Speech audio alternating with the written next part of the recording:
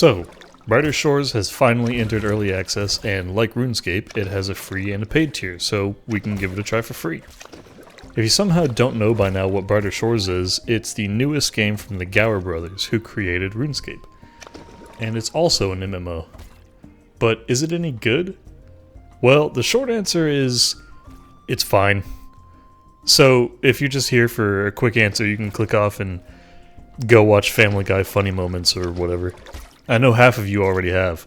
But if you want to know what the game as a whole has to offer and what I think, stick around for a deeper dive into the game's mechanics and world. You start as a city guard recruit in the town of Hopeport. This guard training area is your tutorial for the most part. You start in Captain DeGreen's office, where she tells you to talk to Corporal Binns about recruits that have been going missing. Corporal Binns tells you to talk to the quartermaster, who tells you to talk to Anjay, who... Okay, we need to talk about this tutorial. This tutorial is not great. I think it fails for many of the same reasons that the various attempts to replace Tutorial Island did in RuneScape, and that is trying to push story into it. Tutorial Island is a clean, tight experience that teaches you many of the available skills and gets you into the game quickly. You get an overview of gathering, production, utility, and combat, and can move to the next skill rather quickly. Tutorial Island is a vertical slice of what the rest of the game will be. By comparison, Brighter Shores tutorial is very story heavy, and doesn't reflect what the rest of the game will be like. Concurrently, I've spent no time in the world of Brighter Shores, so I have no reason to care about it or the story. I just want to get to playing the game. I know a lot of MMOs start with very story-heavy tutorial, but I think the story of this tutorial is too generic for that to work here, and the nature of the profession system means that that's the focus of the primary gameplay loop, not completing story quests like in many MMOs. The tutorial does get you to use the professions to complete it, but it's bloated by what I believe to be an unnecessary story. Speaking of professions, let's talk about those. Professions are your skills. I think many MMOs have a profession system like that, but I don't really play any besides old school. The profession system is good. Like, really good. You start out only able to gather / create / whatever one thing, but as you level up, you unlock access to more training methods.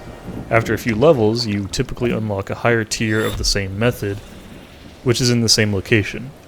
Let's look at fishing, or fisherman, as an example. You start with access to mottled flounder.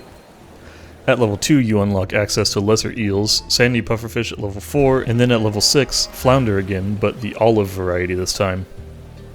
Olive flounder are found in the same place as mottled flounder, they just replace them when you reach the required level, and all of these spawn locations are not far from a fish stall where you can sell what you catch.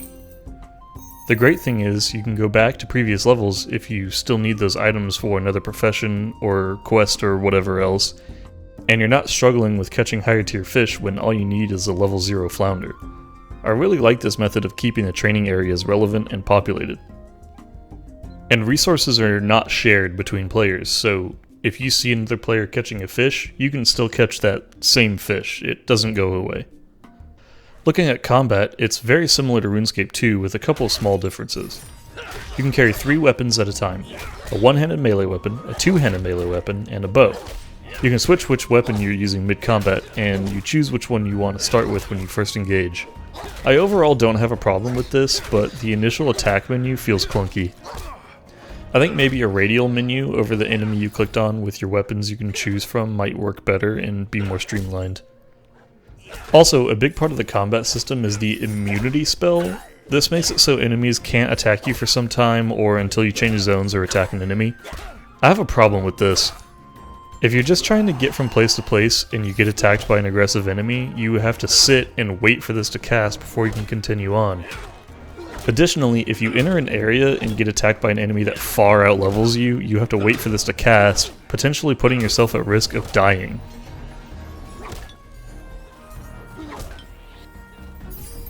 Immunity serves only to make moving through the world more difficult, and that just feels bad. Oh, and the world. The world is fine. I feel like that's becoming a theme in this video. It's split up into fairly small chunks that you navigate one at a time, so you can only see objects and people in your current chunk, and if you haven't entered another one before, you can't see that environment. I don't hate that part of it, the hiding of places you haven't been before, but the rest contributes to navigating the world just not feeling great. I'm sure it has something to do with server sharding and player counts or something, but I don't know shit about dick when it comes to MMO programming, so I don't know. Also, the music is not really good. I'm sorry, composers, but it's just forgettable. It's competently made and there's nothing wrong with the instrumentals, but I couldn't hum a tune from the soundtrack if my life depended on it. There are a few other things that bother me, like how you have to drag with left click instead of middle mouse to move the camera. Clicking on something always opens the submenu, so there's no one-click do action, which feels like a pretty basic quality of life thing they should add. The map is kind of just meh. I mean, I guess it shows you what's in each chunk, but it doesn't look great.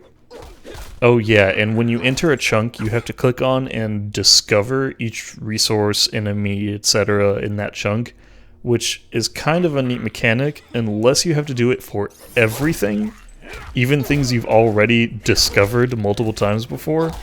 That should be shared through the whole world. Alright, so I've made a lot of comparisons of Brighter Shores to RuneScape. It is made by the creators of RuneScape after all, so that invites comparisons to the previous successes, of course. The thing is, I think it's maybe too much like RuneScape. It borrows skill mechanics, world navigation with the tiles, the top-down style, combat. Going through this early access hasn't felt bad, but the whole time I was thinking, why wouldn't I just play old school? Brighter Shores is competently made, and I'm sure the Gower brothers can turn it into something great, but right now, it's just not there. If it were 10 years ago, I think it would have been a hit, actually, but in 2024, it's just not right. Thanks for watching. If you want to see something else from me, check out my old school RuneScape series where I complete the achievement diaries one area at a time. Link on screen for episode 1 here. Thanks again. Later, man.